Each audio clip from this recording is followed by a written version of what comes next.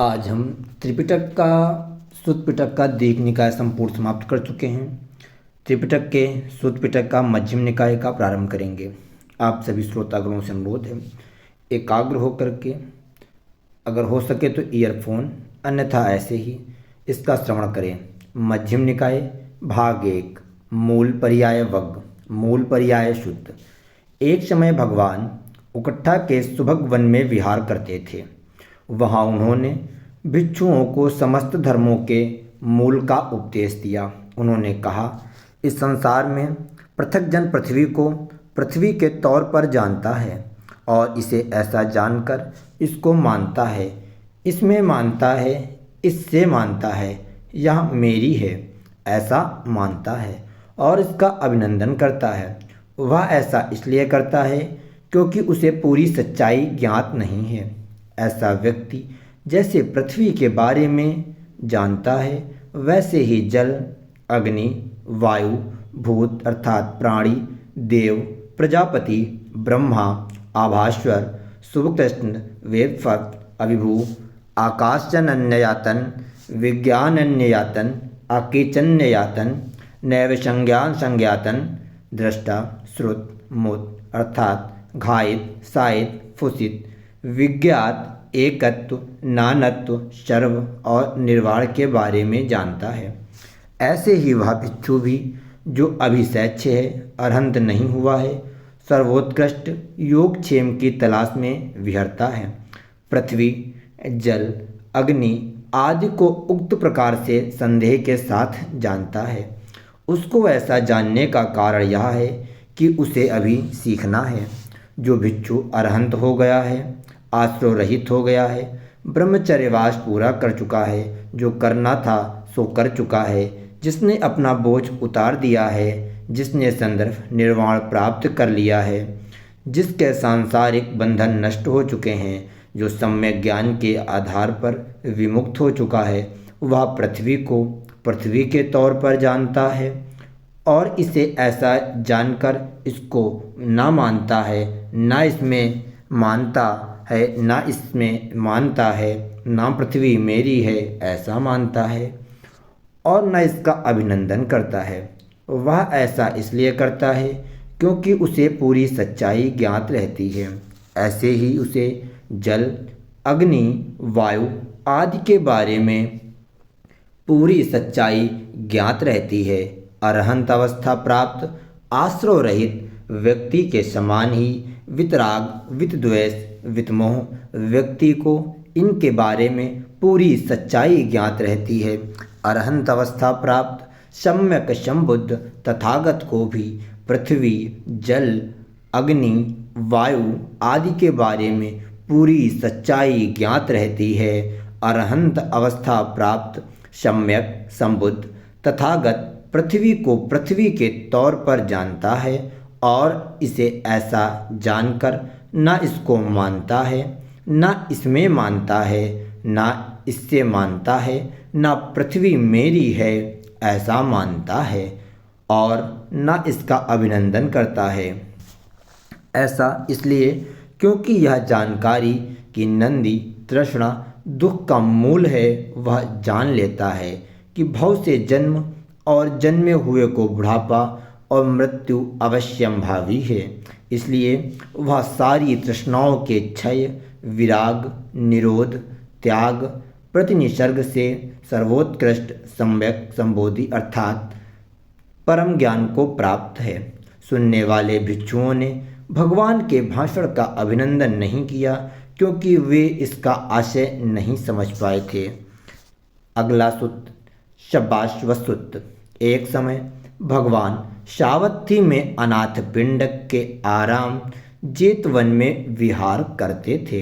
वहाँ उन्होंने भिक्षुओं को सारे आश्रमों के समर से संबंधित उपदेश दिया। भगवान ने आरंभ में ही स्पष्ट कर दिया कि मैं आश्रमों अर्थात चित्तमलों के क्षय के बारे में स्वयं जानते हुए, देखते हुए उपदेश देता हूँ, बिना जाने बिना देखे नहीं। उन्होंने बतलाया कि मन का चिंतन मनन दो प्रकार का होता है, यथार्थ और अयथार्थ। अयथार्थ चिंतन मनन से अनुत्पन्न आश्रव अर्थात चित्तमल उत्पन्न होते हैं और उत्पन्न हुए आश्रव अर्थात चित्तमल खूब बढ़ते हैं। यथार्थ चिंतन मनन से अनुत्पन्न आश्रव उत्पन्न नहीं होते हैं। उत्पन्न हुए आश्रव अर्थात चित्तमल नष्ट होते हैं। उन्होंने आश्रवों अर्थात चित्तमलों से छुटकारा पाने का उपाय बताया। दर्शन अमानसिक रणीय धर्मों को मन में न करने और मानसिक रणीय धर्मों को मन में करने से भिक्षु यथार्थ चिंतन मनन करता है।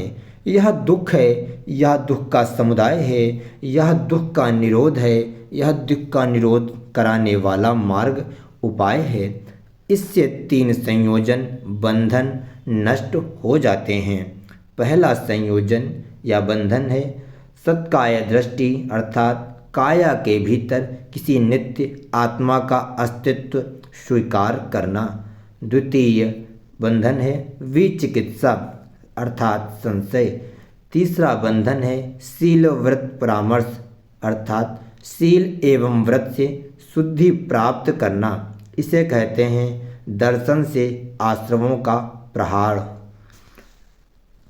श्रवण ठीक से जानकर चक्षु श्रोत्र घ्राण जिह्वा काया एवं मन इन 6 इंद्रियों में समर करने वाले को पीड़ाजनक और संतप्त करने वाले आश्रव उत्पन्न नहीं होते हैं। इसे कहते हैं समर से आश्रमों का प्रहारण। प्रतिसेवन ठीक से जानकर भिक्षु द्वारा चीवर का इतना मात्र सेवन करने से जिससे सर्दी गर्मी डंस मच्छर हवा धूप सरीसृप का प्रतिघात और शरीर का ढकना मात्र होता हो। इसी प्रकार पिंडपात अर्थात भिक्षान्न शयनासन औषध का इतना मात्र उपयोग करने से जिससे भिक्षु की अपरिहार्य भौतिक आवश्यकताओं की पूर्ति होती हो पीड़ाजनक और संतप्त करने वाले आश्रव उत्पन्न नहीं होते हैं। इसे कहते हैं प्रतिसेवन से आश्रवों का प्रहारण। अधिवासन अर्थात ठीक से जानकर भिक्षु द्वारा सर्दी गर्मी भूख प्यास डंस मच्छर हवा धूप सरीसृप के आघात को शरीर पर उत्पन्न होने वाली विभिन्न प्रकार की दुखद संवेदनाओं को सहन करने का स्वभाव हो जाने पर पीड़ाजनक और संतप्त करने वाले आश्रव उत्पन्न नहीं होते हैं। इसे कहते हैं अधिवासन से आश्रवों का प्रहार। परिवर्जन ठीक से जानकर अनुचित आसन अनुचित विचरण स्थान बुरे मित्रों के सेवन को त्यागने से पीड़ाजनक और संतप्त करने वाले आश्रव उत्पन्न नहीं होते हैं। इसे कहते हैं परिवर्जन से आश्रवों का प्रहार। विनोदन ठीक से जानकर उत्पन्न हुए काम विर्तक व्यापाद विर्तक विहिंसा विर्तक को दूर करने से पीड़ाजनक और संतप्त करने वाले आश्रव उत्पन्न नहीं होते हैं। इसे कहते हैं विनोदन से आश्रवों का प्रहार। भावना ठीक से जानकर विवेक युक्त विराग युक्त निरोध युक्त मुक्ति परिणाम वाले स्मृति धर्म विचय वीर्य प्रीति प्रशब्द समाधि एवं उपेक्षा संबोध्यांगों की भावना करने से पीड़ाजनक और संतप्त करने वाले आश्रव उत्पन्न नहीं होते हैं। इसे कहते हैं भावना से आश्रवों का प्रहार। अंत में भगवान ने कहा कि इन उपायों को आश्रय लेने से जिस भिक्षु के आश्रव नष्ट हो जाते हैं उसके बारे में कहा जाता है यह भिक्षु सारे आश्रवों शब्बा शव के समर से युक्त हो विहरता है। इसने तृष्णा को काट दिया है संयोजन बंधन को हटा दिया है मानाभिस्मय अभिमान के स्पष्ट ज्ञान से दुख का अंत कर दिया है। प्रारंभ होता है सर्ग या सुत। तीसरा धम्म दायाद सुत। एक समय भगवान सावत्थी में अनाथ पिंडिक के आराम जेतवन में विहार करते थे। वहाँ उन्होंने भिक्षुओं को उपदेश दिया कि तुम मेरे धर्म दायाद धर्म की विरासत पाने वाले हो। आमिष दायात भौतिक वस्तुओं की विरासत पाने वाले मत बनो। बाद में आयुष्मान सारिपुत्र ने भिक्षुओं को समझाया कि किन कारणों से श्रावक शास्त्र से अलग होकर विहरते हुए विवेक एकांत चिंतन की शिक्षा ग्रहण नहीं करते और किन कारणों से ग्रहण करते हैं। विवेक की शिक्षा ग्रहण न करने वाले भिक्षु 3 कारणों से निंदा के पात्र होते हैं। शास्त्र से अलग होकर विहरते हुए विवेक की शिक्षा ग्रहण नहीं करते। जिन बातों को छोड़ने के लिए शास्त्र कहते हैं उन्हें नहीं छोड़ते। संग्रह की करने की प्रवृत्ति वाले ढीले ढाले भागने में आगे और एकांत चिंतन में फिसल जाने वाले होते हैं। विवेक की शिक्षा ग्रहण करने वाले भिक्षु 3 कारणों से प्रशंसा के पात्र होते हैं। शास्त्र से अलग होकर विहरते हुए विवेक की शिक्षा ग्रहण करते हैं। जिन बातों को छोड़ने के लिए शास्त्र कहते हैं उन्हें छोड़ देते हैं। ना तो संग्रह करने की प्रवृत्ति वाले, ना ही ढीले ढाले, ना भागने में आगे और ना एकांत चिंतन में फिसल जाने वाले होते हैं। आयुष्मान सारिपुत्र ने यह समझाया कि बुरे हैं लोभ, द्वेष, क्रोध, वैर, पाखंड, दुर्भावना, ईर्ष्या, मात्सर्य, माया, ठगी, जड़ता, उत्तेजना, मान, अतिमान, मद तथा प्रमाद। इनके विनाश के लिए मध्यम मार्ग जो यही है, आर्य अष्टांगिक मार्ग अर्थात सम्यक दर्शन, सम्यक संकल्प, सम्यक वचन, सम्यक कर्मांत, सम्यक आजीव, सम्यक व्यायाम, सम्यक स्मृति और सम्यक समाधि। हम नेक्स्ट वीडियो में भय भैरव सुक्त का श्रवण करेंगे।